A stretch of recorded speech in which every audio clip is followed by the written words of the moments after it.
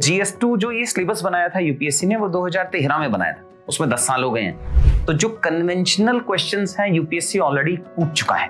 अब वो थोड़ा करंट अफेयर्स काफी पूछता है जीएस पेपर 2 और जीएस पेपर 3 में। तो आपको ये समझना पड़ेगा कि क्या क्या स्कोप है, कौन से सिलेबस के किस पार्ट से कौन कौन सा क्वेश्चंस एग्जैक्टली पूछ रहा है UPSC. Almost 30-40% questions in both 2 and 3 comes from current affairs.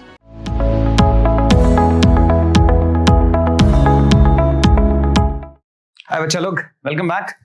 आज हम आपको जो जीएस पेपर 2 है उसका सिलेबस याद कराएंगे। आपने देखा होगा कि जीएस पेपर 1 के 3 कंपोनेंट हमने पढ़े थे। हिस्ट्री में आर्ट एंड कल्चर देखा था, वर्ल्ड हिस्ट्री देखा था, इंडियन हिस्ट्री देखा था।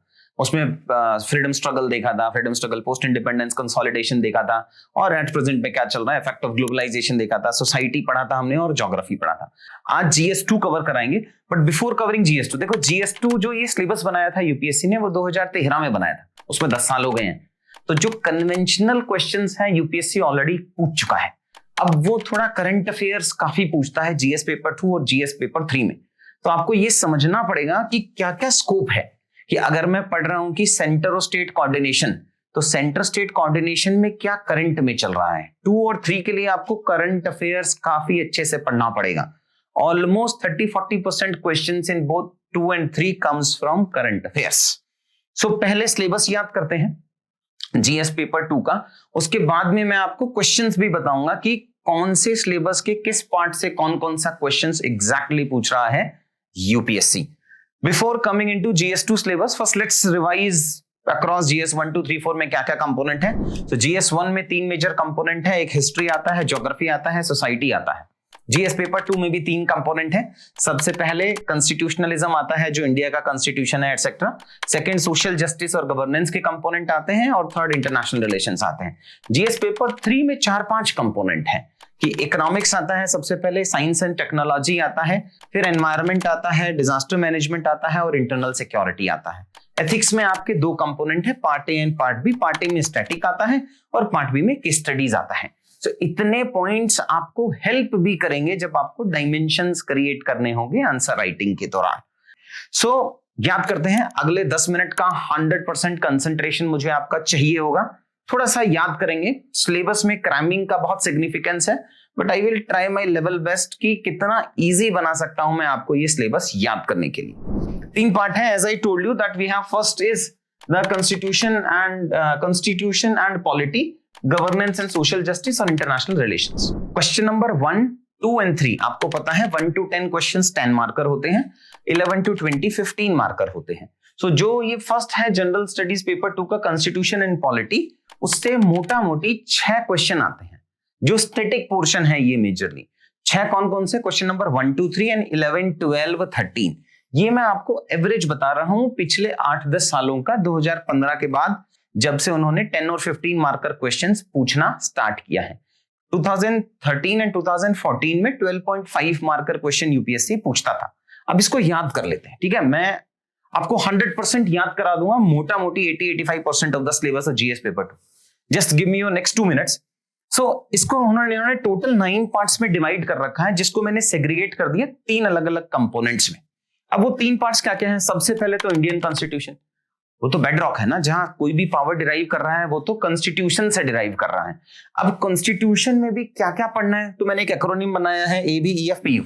ABEFPU क्या है कि कॉन्स्टिट्यूशन के अमेंडमेंट कौन कौन से हुए हैं, कॉन्स्टिट्यूशन का बेसिक स्ट्रक्चर क्या क्या हुआ है, कॉन्स्टिट्यूशन का इवोल्यूशन कैसे कैसे हो रखा है, फिर कॉन्स्टिट्यूशन के मेजर फीचर्स क्या हैं, फंडामेंटल राइट क्या है, फंडामेंटल ड्यूटीज क्या हैं, सेंटर स्टेट रिलेशन क्या है, प्रेसिडेंट क्या है। तो ये सारे हमारे फीचर्स हो गए। फिर कॉन्स्टिट्यूशंस के सिग्निफिकेंट प्रोविजंस क्या हैं, उनमें कंपैरिजन क्या है, डिफरेंस क्या है, और लास्ट हिस्टोरिकल अंडरपिनिंग्स क्या है। तो सबसे पहले आपको इंडियन कॉन्स्टिट्यूशन का ABEFPU पढ़ना है। सेकेंड हमारा आता है, अब हम उस कॉन्स्टिट्यूशन को कंपेयर करेंगे, बिकॉज बोलते हैं ना इंडिया ने बहुत सारे कॉन्स्टिट्यूशंस के अच्छी अच्छी चीजें बोरो की थी। सो हमने डीपीएसपी कहीं से बोरो किया, फंडामेंटल राइट्स कहीं से बोरो किया, then we have fundamental duties कहीं से बोरो किया, फिर प्रेसिडेंट का इलेक्शन कहीं से बोरो किया है। कौन कौन सी कंट्रीज से हमने क्या क्या बोरो किया है। एक क्वेश्चन हर साल आता है इसमें, इंडियन कॉन्स्टिट्यूशन को यूएस से कंपेयर कर दिया, फ्रांस से कर दिया, यूएसएसआर से कर दिया, विद इन कॉन्स्टिट्यूशन कोई छोटा पार्ट कंपेयर कर दिया कि Indian fundamental rights and US fundamental rights, India का अमेंडमेंट प्रोसेस और मे बी यूके या यूएसए का अमेंडमेंट प्रोसेस। सो ये सेकंड पार्ट हो गया कंपैरिजन ऑफ दिस। मैंने दो चीजें बताई, इंडियन कॉन्स्टिट्यूशन, कॉन्स्टिट्यूशन का अमेंडमेंट क्या है, बेसिक स्ट्रक्चर क्या है, एवोल्यूशन क्या है, वेरियस फीचर्स क्या है, एंड पी फॉर प्रोविजंस क्या है, use for historical underpinnings. And second हमने इसको कंपेयर किया वर्ल्ड के अदर कॉन्स्टिट्यूशन से। अब कॉन्स्टिट्यूशन तो पढ़ लिया, अब फिर ये जो चार कंपोनेंट है, पॉइंट नंबर 3, 4, 5, 6, उसमें हम अलग अलग जो बॉडीज बना दी हमने कॉन्स्टिट्यूशन में, उनके आपस में कैसे कोऑर्डिनेटेड एफर्ट्स हैं वो पढ़ेंगे। फर्स्ट वाले देख लेते हैं, सेपरेशन ऑफ पावर्स। मैंने बहुत सारी बॉडी तो बना दी है कि भाई जुडिशरी भी कुछ है, एग्जीक्यूटिव भी कुछ है, लेजिस्लेचर भी कुछ है, सीएजी भी कुछ है, सब कुछ है। उनको आपस में कंपैरिजन भी तो होना चाहिए, उनको आपस में बैलेंस भी तो करना है, जिसको बोलते हैं हम doctrine of checks and balances. So first आप separation of power between various organs and dispute redressal mechanism, कि अगर एक बॉडी को दूसरे बॉडी से प्रॉब्लम है तो डिस्प्यूट रिड्यूसल मैकेनिज्म क्या है। तो सबसे पहले हमने कॉन्स्टिट्यूशन के दो पार्ट पढ़े, फिर हमने पढ़ा कि ये जितनी भी बॉडीज हैं उसमें सेपरेशन ऑफ पावर क्या होगा। आपने शायद कॉन्स्टिट्यूशन का 7th शेड्यूल पढ़ा होगा, 11th पढ़ा होगा, 12th पढ़ा होगा, जिसमें हमने अलग अलग लिस्ट बना रखी कि भाई ये कंकरेंट लिस्ट है, ये सेंट्रल लिस्ट है, ये स्टेट लिस्ट है, ये पंचायती राज की लिस्ट है, ये म्युनिसिपैलिटी की लिस्ट है। सो ये फर्स्ट पार्ट हो गया हमारा सेपरेशन ऑफ पावर। अब हमें पता है कि जितने भी मेजर इंस्टीट्यूशंस हैं उसमें से हमने एक हायरार्किकल स्ट्रक्चर बना रखा है यूनियन, गवर्नमेंट और स्टेट का। तो नेक्स्ट हमारा पॉइंट है functions and responsibilities of union and state. आपस में दोनों में क्या इशू है, फेडरल स्ट्रक्चर में कहां गड़बड़ चल रही है, कहां अच्छा चल रहा है, devolution of powers from centre to state, जो कंकरेंट लिस्ट में भी आता है, स्टेट लिस्ट में भी आता है, कौन उसको अमेंड कर सकता है, and finances up to local bodies. आपने सुना होगा फाइनेंस कमीशन पैसा देता है लोकल बॉडीज को, लोकल बॉडीज खुद से टैक्सेस लगाते हैं, कितना लगाते हैं, कितना पैसा स्पेंड कर सकते हैं। एक कंसेप्ट होता है प्रिंसिपल ऑफ सब्सिडियरिटी, वो क्या होता है, केरला मॉडल ऑफ डेवलपमेंट आपने सुना होगा, गुजरात मॉडल सुना होगा। सो केरला मॉडल में क्या यूनिक है कि पंचायती राज इंस्टीट्यूशंस बहुत एम्पावर्ड है। सो ये नेक्स्ट पॉइंट आता है functions and responsibilities of union and state. अब देखो यूनियन एंड स्टेट जैसे ही आता है तो यूनियन में जो सबसे ज्यादा लॉ बना सकते हैं वो होता है पार्लियामेंट, और दूसरा होता है स्टेट लेजिस्लेचर। दोनों अलग तरीके से काम नहीं कर सकते। सो जो थर्ड पॉइंट है मेरा वो यही है जो सिलेबस में लिखा है कि पार्लियामेंट एंड स्टेट लेजिस्लेचर का स्ट्रक्चर क्या होगा, कि लोकसभा और लेजिस्लेटिव असेंबली सेम से लगते हैं, नहीं लगते हैं, किसकी ज्यादा पावर है, कम पावर है, फिर फंक्शनिंग कैसे होंगी, फिर कंडक्ट ऑफ बिजनेस क्या है, पावर्स एंड प्रिविलेजेस क्या है, and issues arising out of this. आपने अभी भी सुना होगा यूपी के अंदर लेजिस्लेटिव असेंबली ने कोर्ट में कन्वर्ट कर लिया अपने आप को और एक डीएम को उन्होंने सस्पेंड कर दिया। सो ये सारी पावर्स कहीं लिखी होंगी, ये सब कॉन्स्टिट्यूशन में ही लिखी है कि पार्लियामेंट देखो और स्टेट लेवल के लेजिस्लेशंस देखो। आपने सुना होगा ना 3 पिलर हैं इंडियन कॉन्स्टिट्यूशन के, लेजिस्लेचर्स है, एग्जीक्यूटिव है और जुडिशरी है। जिसमें लेजिस्लेचर है वो लॉ बनाता है, एग्जीक्यूटिव है वो इंप्लीमेंट करता है, और जुडिशरी देखता है कि लॉ बनाया वो अच्छा भी है कि नहीं है। सो ये थर्ड पार्ट हमने पढ़ा, इसमें पार्लियामेंट एंड स्टेट लेजिस्लेचर का कंपैरिजन है। फिर जो बाकी दोनों बॉडी बच गई, ये तो लेजिस्लेचर हो गया, एग्जीक्यूटिव बचा और जुडिशरी बचा, वो यहां पे आ जाएगा। Structure, organisation and functioning of the executive and the judiciary. इसमें आपको वेरियस मिनिस्ट्रीज हैं, सेंट्रल लेवल पे डिपार्टमेंट हैं, प्रेशर ग्रुप्स हैं, बहुत सारे फॉर्मल इनफॉर्मल एसोसिएशंस हैं, and they role in the Indian polity. So ये 4 पार्ट हमने फिनिश कर दिए। वापस से रिवाइज करा रहा हूं, लास्ट में एक बार और रिवाइज कराऊंगा। इस पार्ट में देखो, सबसे पहले हमने इंडिया का कॉन्स्टिट्यूशन देखा, ABEFPU।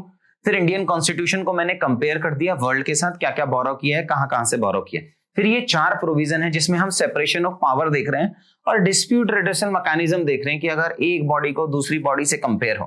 आपने सुना होगा आर्टिकल 50 जो डिफरेंशिएट करता है जुडिशरी और एग्जीक्यूटिव की पावर्स को। सेकंड कंपोनेंट हम देख रहे हैं कि functions and responsibilities of the union and state, कि दोनों के बीच में डिवोल्यूशन ऑफ पावर है नहीं है, फाइनेंसेस है नहीं है, लोकल बॉडीज में जा रहा है नहीं जा रहा है। फिर जब हम यूनियन में पहुंच गए फिर हम कंपेयर करेंगे जो 3 पार्ट मैंने बताए, लेजिस्लेचर तो उसका एक पार्ट हो गया, और एग्जीक्यूटिव और जुडिशरी को हमने मर्ज करके 4th पॉइंट बना दिया। तो ये चारों भी हमें याद हो गए हैं। सबसे पहले है separation of power between various organs, फिर सेंट्रल गवर्नमेंट और स्टेट गवर्नमेंट के वेरियस डिपार्टमेंट्स, फिर पार्लियामेंट एंड स्टेट लेजिस्लेचर, और फिर एग्जीक्यूटिव एंड जुडिशरी। फिर नीचे के तीनों हैं वो थोड़े से अलग प्रोविजंस हैं कि इनके अलावा भी तो कुछ होगा। सो सबसे पहले आता है representation of people's act. 2 act आए थे 51, 52, याद रखना अलग अलग। हर साल मींस में एक क्वेश्चन आ रहा है रिप्रेजेंटेशन ऑफ पीपल, पिछले 2 साल से तो प्रीलिम्स में भी पूछ रहा है। तो जो 8th पॉइंट 7th पॉइंट है हमारा वो है salient features of representation of people's act. 8th और 9th क्या है कि भाई बहुत सारी कॉन्स्टिट्यूशनल बॉडीज बन गई। सो इतनी सारी appointment of various constitutional bodies, CAG है फॉर एग्जांपल तो कॉन्स्टिट्यूशनल है, फाइनेंस कमीशन है तो वो कॉन्स्टिट्यूशनल है। तो जो 8 से 10 हमारी कॉन्स्टिट्यूशनल बॉडी है, इलेक्शन कमीशन है, national commission for SC ST है, क्या पावर है, क्या फंक्शंस हैं, कैसे रिमूव कर सकते हैं हम हेड को, वो सारी चीजें आपको पढ़नी है। और फिर बची हुई कॉन्स्टिट्यूशन के अलावा भी तो बॉडी है हमारे पास, जैसे आपने पढ़ा होगा CVC है। सो CVC कॉन्स्टिट्यूशनल बॉडी नहीं है, कैसे हटाओगे आप उसको? RBI है, सेबी है, इन सब के हेड। सो लास्ट आता है statutory, regulatory and various quasi judicial body. तो ये है टोटल 9 कंपोनेंट हमारे जो कॉन्स्टिट्यूशन एंड पॉलिटी में आते हैं। अभी आप इस वीडियो को पॉज कर देना, एक बार इसको वापस से पढ़ना, फिर हम नेक्स्ट पे चलेंगे। मैं आपको लास्ट में वापस से एक याद कराता हूं। नेक्स्ट चलते हैं हमारे गवर्नेंस। देखो सिलेबस याद करना बहुत जरूरी है, तभी आप चीजें कनेक्ट कर पाएंगे लिखते समय, और अगर आप कनेक्ट नहीं कर पाएंगे तो एक अच्छा आंसर नहीं लिख पाएंगे। सेकंड हमारा आता है that is related to governance and social justice. Governance and social justice में 7 कंपोनेंट है। पुराने में 9 पार्ट्स में डिवाइडेड था, ये 7 पार्ट्स में डिवाइडेड है। बहुत सिंपल है, कुछ खास मेहनत नहीं करनी है, जस्ट नेक्स्ट 30-35 सेकंड्स में आपको एक्सप्लेन कर दूंगा। तो देखो सबसे पहले क्या है, government policies and interventions for development in various sectors. अब इंडिया एज ए कंट्री, बहुत कहीं कहीं अर्बन एरियाज में बहुत अमीर लोग रहते हैं, सेम अर्बन एरियाज में स्लम भी है। इसका मतलब गवर्नमेंट को डेवलपमेंट करना है, जो इनइक्वालिटी है उसको कम करना है। ये बेसिक है गवर्नेंस और सोशल जस्टिस में। इसीलिए गवर्नमेंट कुछ अफर्मेटिव एक्शंस लेके आता है, पॉजिटिव हेल्प करता है लोगों की, कि जो गरीब है उसको PM कल्याण योजना में आप राशन दे रहे हो, अमीर को नहीं दोगे। MG नरेगा जैसी जॉब्स प्रोवाइड करा रहे हो, रिजर्वेशंस दे रहे हो आप उसको, इकोनॉमिक वीकर सेक्शन को रिजर्वेशन दे रहे हो, कास्ट बेस्ड रिजर्वेशन दे रहे हो। ये सब ही है background for governance and social justice. अब बस हमें सिलेबस याद करना है। क्या है? सबसे पहले तो बहुत सारी गवर्नमेंट पॉलिसीज हैं। क्यों कर रहा है? डेवलपमेंट के लिए कर रहा है। सो डेवलपमेंट करने के लिए हमें कुछ इंस्टीट्यूशन तो चाहिए, NGO चाहिए, सेल्फ हेल्प ग्रुप चाहिए, प्रेशर ग्रुप्स चाहिए। ये सारे जो काम है इन सबको हम कहते हैं डेवलपमेंट इंडस्ट्री। सबसे पहले भावना क्या है? ये भी डेवलपमेंट करना है, इंटरवेंशन करना है गवर्नमेंट को बहुत कुछ अच्छा करने के लिए। करेगा किससे? करेगा ये सारे डेवलपमेंट इंडस्ट्री और वेरियस डेवलपमेंट प्रोसेसेस से।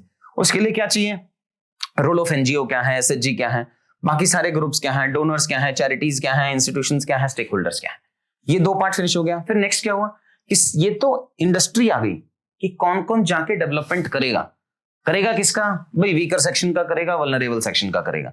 सो welfare schemes for vulnerable sections of the population, centre भी अपनी स्कीम ला सकता है, स्टेट भी अपनी स्कीम ला सकता है। फिर वो स्कीम्स कितना अच्छा परफॉर्म कर रही हैं, क्या मैकेनिज्म है, पैसा कहां से आएगा, मेंबर्स कहां से आएंगे, खुद हायरिंग करेगा, डेपुटेशन पे आएंगे, कौन कौन से लॉज बने हैं, इंस्टीट्यूशंस हैं, वेरियस बॉडीज हैं constituted for the protection and betterment of the vulnerable section. तो ये 3 पार्ट हो गए हमारे। सबसे पहले गवर्नमेंट को कुछ डेवलपमेंट के इंटरवेंशन करने हैं, ये सबसे पहले हो गया। सेकंड, इंटरवेंशन करने के लिए कोई मैं बॉडीज बनाऊंगा जिसको हम कहते हैं कि डेवलपमेंट इंडस्ट्री। SHGs हो गए, NGOs हो गए, प्रेशर ग्रुप्स हो गए, बाकी सारे इंस्टीट्यूशंस हो गए। फिर ये इंडस्ट्री किसी का वेलफेयर करेगी, तो किसका वेलफेयर करेगी? ये वल्नरेबल सेक्शंस हो गए, उनकी बहुत सारी स्कीम्स लेके आएंगे हम, बहुत मैकेनिज्म्स होंगे, लॉज बनेंगे एटसेट्रा। फिर नेक्स्ट आता है कि ये तो जेनरिक हो गया यार। अब हमें ये पता है, आपने शायद SDG का नाम सुना होगा, सस्टेनेबल डेवलपमेंट गोल्स। उसमें जो गोल्स डिफाइंड है, करना हमें बहुत कुछ है, बट वहां कुछ कुछ टारगेट है। जैसे first SDG caters to the poverty, फिर एक हंगर का होगा, एक एजुकेशन का होगा, एक वल्नरेबल सेक्शन का होगा। तो ये 3 जनरल हुए। अब नेक्स्ट 2 हैं वो स्पेसिफिक टारगेट करेंगे यहाँ पे कि क्या होगा। Issues related to development and management of social sector relating to health, related to education, related to human resources, and next issues related to poverty and hunger. हमें डायरेक्टली इनको हिट करना पड़ेगा, इसीलिए वो सिलेबस में अलग से उन्होंने मेंशन किया है, ताकि एज ए ब्यूरोक्रेट आप सेंसिटाइज हो जाएं इन सारे इश्यूज से। आपको ज्यादा पढ़ना चाहिए इन टॉपिक्स को, बिकॉज ये ही इंडिया की प्रॉब्लम है। आपने सुना होगा इंडिया वर्सेस भारत, वो जो गैप है ना, उस गैप को फिल करना पड़ेगा। और वो गैप कैसे फिल होगा कि जो भारत के पास अपॉर्चुनिटीज हैं, एस्पिरेशंस हैं, बहुत सारे जोश के जो व्यूवर्स हैं वो सारे रूरल एरिया से आते होंगे, सोच बड़ी है, बट वो जो एस्पिरेशंस और जो एक्चुअल अचीवमेंट है, उसको जो गैप जो फिल करने का खेल है ना, वो तभी होगा जब डायरेक्ट हिटिंग होगा फ्रॉम द गवर्नमेंट हेल्प। इसीलिए गवर्नमेंट स्कॉलरशिप देता है, इसीलिए गवर्नमेंट खुद से इंस्टीट्यूशंस चला के कम फीस में पढ़ाता है। नहीं तो प्राइवेट इंस्टीट्यूशंस है ना आपको पढ़ाने के लिए। तो पहले तीनों जनरल थे, बाकी दोनों जो इश्यूज हैं एट प्रेजेंट, पॉवर्टी का इशू है, एजुकेशन का इशू है, हेल्थ का इशू है, हंगर का इशू है, उन सबको डायरेक्ट हिट करता है। तो इन सब के आपके पास 5-5, 6-6 पेज के नोट्स होने चाहिए कि भाई एजुकेशन में क्या इशू है, क्या ग्रॉस एनरोलमेंट रेशियो का प्रॉब्लम है कि लर्निंग आउटकम ही नहीं है, क्या लोअर एजुकेशन में प्रॉब्लम है कि हायर एजुकेशन में प्रॉब्लम है, क्या फॉरेन यूनिवर्सिटीज को इंडिया में अलाउ कर देना चाहिए या इंडियन यूनिवर्सिटीज को ही इतना अच्छा कर दो कि वो ग्लोबल रैंकिंग में आने लग जाए। तो ये सारी चीजें आपको यहाँ पे पढ़नी पड़ेंगी। नेक्स्ट थर्ड आता है कि इंपॉर्टेंट एस्पेक्ट्स ऑफ गवर्नेंस। अब गवर्नेंस क्या प्रोसेस होता है कि गवर्नेंस में जितने भी लोग हैं, सेंट्रल गवर्नमेंट है, स्टेट गवर्नमेंट है, पंचायती राज है, सिविल सोसाइटी है, एनजीओज है, सिटीजन है, सब मिलके कंट्री के बेटरमेंट के लिए काम कर रहे हो, सारे सर्विस प्रोवाइडर हो। तो अब उसमें क्या चाहिए, कंसेंसस ओरिएंटेड होना चाहिए, रिस्पॉन्सिव होना चाहिए, अकाउंटेबिलिटी होना चाहिए, ट्रांसपेरेंसी होना चाहिए, रूल ऑफ लॉ होना चाहिए, इफेक्टिवनेस होनी चाहिए, एफिशिएंसी होनी चाहिए। तो ये सारे गवर्नेंस के जो फीचर्स हैं वो यहाँ पे। और लास्ट हमारा आ जाता है जिसके लिए तुम तैयारी कर रहे हो, इंडिया डेमोक्रेसी है, तुम फ्यूचर सिविल सर्विसेज हो, तो role of civil services in democracy. Because इस पे ना एक बहुत अच्छा एक डिबेट चलता है कि देखो सिविल सर्विसेज तो रूल बाउंडेड है, जो ऊपर से ऑर्डर आ गया वो कर दिया, और डेमोक्रेसी तो मेजॉरिटी रूल्स पे चलती है। सो कहीं ऐसा तो नहीं है कि सिविल सर्विसेज और डेमोक्रेसी एक दूसरे के अगेंस्ट है। तो ये एक काफी डिबेट चलता है, बिकॉज सिविल सर्विसेज स्टेटस क्वो है, रूल बाउंडेड है, हायरार्किकल स्ट्रक्चर है, और डेमोक्रेसी तो सब कुछ लोगों by the people for the people है। तो कहीं ये एक दूसरे के अगेंस्ट तो नहीं है। तो यहां पे हम पढ़ेंगे कि नहीं, both of them are complementary to each other. So ये 7 सेक्शन है, एक बार वापस याद कराता हूं। गवर्नमेंट की बहुत सारी पॉलिसीज हैं फॉर डेवलपमेंट, तो इंटरवेंशन बहुत सारा करता है गवर्नमेंट, बहुत सारा स्कीम्स लाता है, प्रोसेस लाता है। सेकंड, डेवलपमेंट प्रोसेस और डेवलपमेंट इंडस्ट्री कराएगा किससे, डेवलपमेंट जो कराना है उसके लिए एसएचजी चाहिए, एनजीओ चाहिए, सिविल सोसाइटी चाहिए, एटसेट्रा।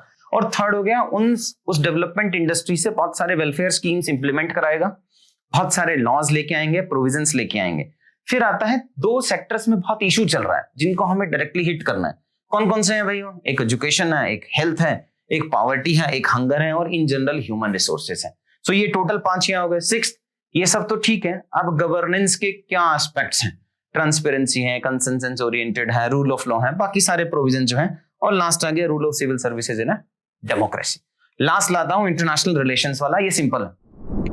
देखो यूपीएससी को क्या इंटरेस्ट है, दुनिया में कुछ भी चले उसका इंपैक्ट ऑन इंडिया, उतना ही पढ़ना है आपको। ऐसा नहीं है कि आप यूरोपियन यूनियन के अंदर 2 कंट्रीज का इशू चल रहा है और आप पढ़ रहे हो कि बलूचिस्तान में क्या चल रहा है फॉर एग्जांपल, या वहां पे किसी 2 स्पेन वर्सेस पुर्तगाल में कुछ इशू चल रहा है। नहीं, अगर स्पेन वर्सेस पुर्तगाल का इशू का इंपैक्ट इंडिया पे पड़ रहा है तो वो एग्जाम में पूछेगा, नहीं तो नहीं पूछेगा।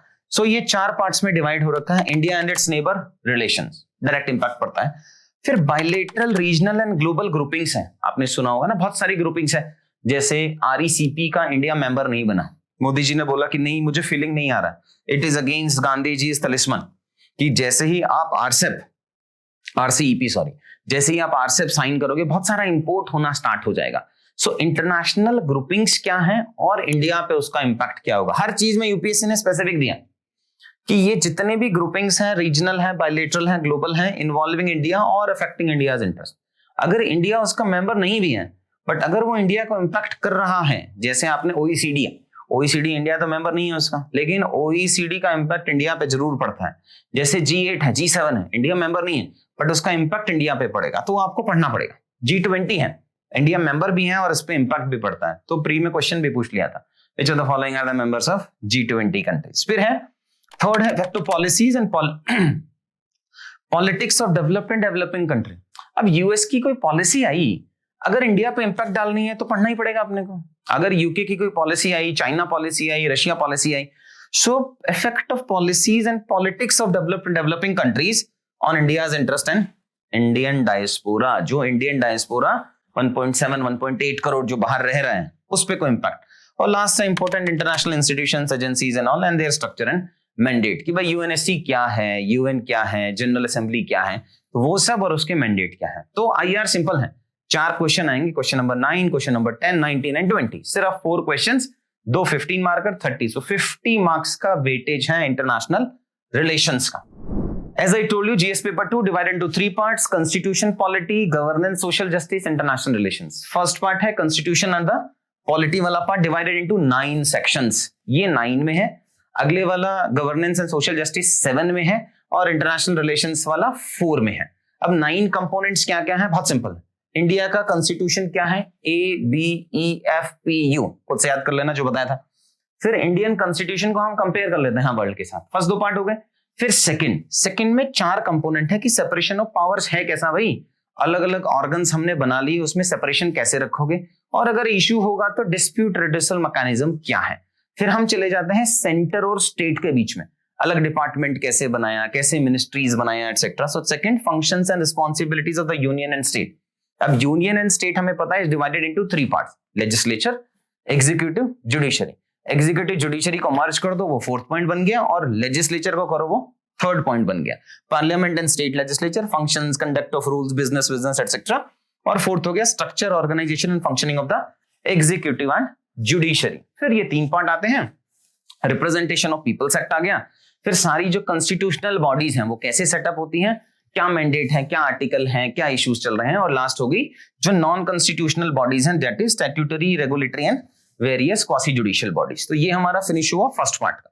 सेकंड आता हूं governance and social justice, divided into 7 sections. First we have is development intervention करना है गवर्नमेंट को बहुत सारा। फर्स्ट, अब डेवलपमेंट इंटरवेंशन करने के लिए उसको डेवलपमेंट इंडस्ट्री चाहिए, एनजीओ चाहिए, एसएचजी चाहिए, एटसेट्रा एंड ऑल, तो वो सेकंड पार्ट हो गया। थर्ड हो गया किसके लिए कर रहा है, वीकर सेक्शन, वल्नरेबल सेक्शंस के लिए। 3 पार्ट फिनिश। फिर स्पेसिफिक इश्यूज से रिलेटेड 2 हैं, क्या है, पावर्टी है, हंगर है नीचे वाला, उससे ऊपर एजुकेशन है, हेल्थ है एंड ह्यूमन रिसोर्स है। और लास्ट के दोनों, जो लास्ट का जो पार्ट बचता है वो है इंपॉर्टेंट एस्पेक्ट्स ऑफ गवर्नेंस, जो मैंने आपको बताया था, क्रैप ट्री करके मैंने एक एक्रोनिम बना रखा है उसका, कंसेंसस ओरिएंटेड है, रूल ऑफ लॉ है, एटसेट्रा एंड ऑल। और लास्ट हो गया आप लोगों का significance in democracy, international relations, जो भी दुनिया में चल रहा है, impact upon India. India and neighbourhood है, बाकी bilateral, regional and global groupings हैं, उसका इंपैक्ट इंडिया पे क्या पड़ेगा, effect of policies and politics of developing and developed countries and their impact on India and Indian diaspora and important international relation. जल्दी जल्दी पढ़ा दिया, पढ़ना तो पड़ेगा ही। चलो फिर नेक्स्ट जीएस पेपर 3 में मिलते हैं आपको। थैंक्स।